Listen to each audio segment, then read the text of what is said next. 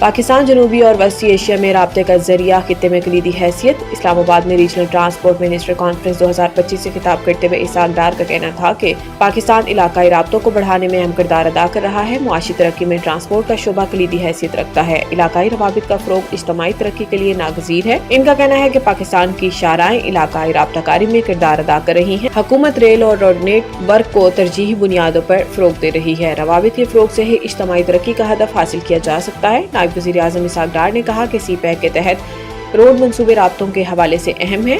پاکستان اور ازبکستان کے درمیان ریلوے نیٹ ورک کا منصوبہ زیر غور ہے۔ پاکستان جنوبی اور وسطی ایشیا کے ساتھ تجارت کے فروغ کے لیے پرعزم ہے۔ ان کا کہنا تھا کہ بجلی کے منصوبے توانائی میں کفالت کے حوالے سے اہم ہیں۔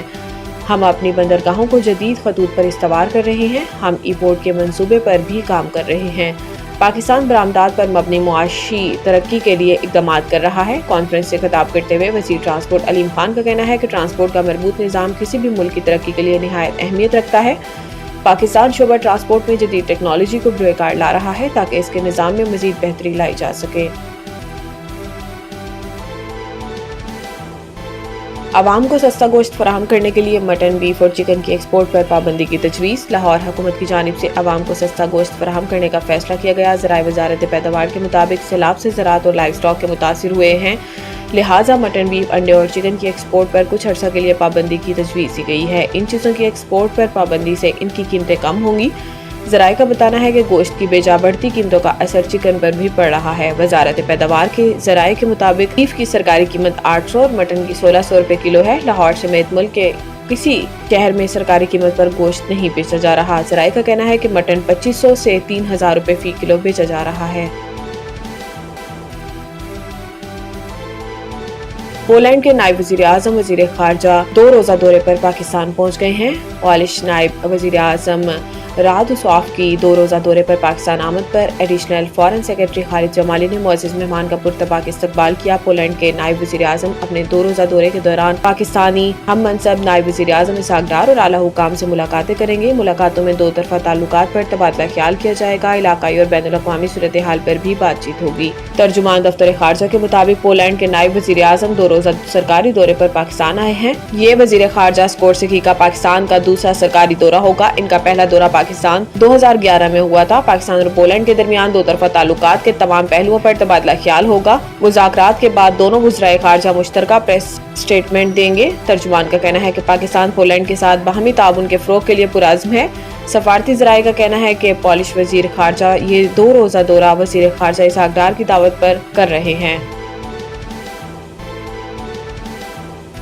عمران خان کی ضمانت کی درخواستوں پر آئندہ تاریخ پر حکام سے تمام مقدمات کا مکمل ریکارڈ طلب۔ بانی chairman P T I Imran Khan کے خلاف 26 نومبر احتجاج کے 6 مقدمات کی سماعت ہوئی، جس کے دوران عدالت نے آئندہ تاریخ پر تمام 6 مقدمات کا مکمل ریکارڈ طلب کر لیا۔ عدالت نے بانی چیئرمین پی ٹی آئی کی ضمانت درخواستوں کی سماعت 6 نومبر تک ملتوی کر دی۔ انسداد دہشت گردی کی خصوصی عدالت کے جج امجد علی شاہ نے سماعت کی۔ آج بھی ضمانت کی درخواستوں پر دلائل نہ ہو سکے۔ مقدمات میں تھانہ نصیر آباد کے کانسٹیبل کے قتل کا مقدمہ بھی شامل ہے۔ عدالت نے آئندہ تاریخ پر تمام 6 مقدمات کا مکمل ریکارڈ طلب کر لیا۔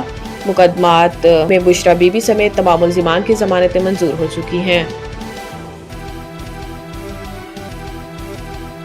لاہور آج بھی دنیا کے آلودہ ترین شہروں کی فہرست میں پہلے نمبر پر آ گیا۔ لاہور کی فضا آج بھی آلودہ اور مضر صحت ہے۔ دنیا کے آلودہ ترین شہروں میں لاہور پہلے نمبر پر۔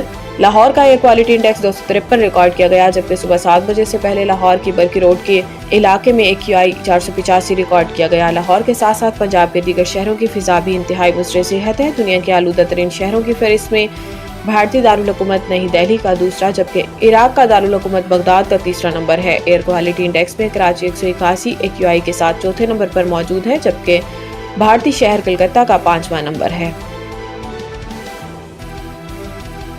وائٹ بال سیریز کے لیے قومی اسکواڈ کا اعلان، بڑے ناموں کی واپسی۔ پاکستان کرکٹ بورڈ PCB کی جانب سے T20 انٹرنیشنل کے لیے 15 رکنی اور ون ڈے کے لیے 16 رکنی اسکواڈ کا اعلان کیا گیا۔ سلمان علی آغا T20 اور شاہین شاہ افریدی ون ڈے ٹیم کی قیادت کریں گے۔ بابر اعظم، نسیم شاہ اور عبدالصمد کی T20، جبکہ فیصل اکرم، حارث رؤف اور حسیب اللہ کی ون ڈے اسکواڈ میں واپسی ہوئی ہے۔ عثمان طارق پہلی بار ٹی20 انٹرنیشنل اسکواڈ میں شامل ہوئے۔ پاکستان اور جنوبی افریقہ کے درمیان ٹی20 انٹرنیشنل سیریز 28 اکتوبر سے 1 نومبر تک کھیلی جائے گی، جبکہ ون ڈے سیریز فیصل آباد میں 4 سے 8 نومبر تک کھیلی جائے گی۔ بعد ازاں پاکستان اور سری لنکا کے درمیان ون ڈے سیریز 11 سے 15 نومبر تک راولپنڈی کرکٹ اسٹیڈیم میں کھیلی جائے گی۔ اس سیریز کے بعد سری لنکا اور زمبابوے کے ساتھ سہ ملکی ٹی20 سیریز 17 سے 29 نومبر تک راولپنڈی اور لاہور میں کھیلی جائے گی۔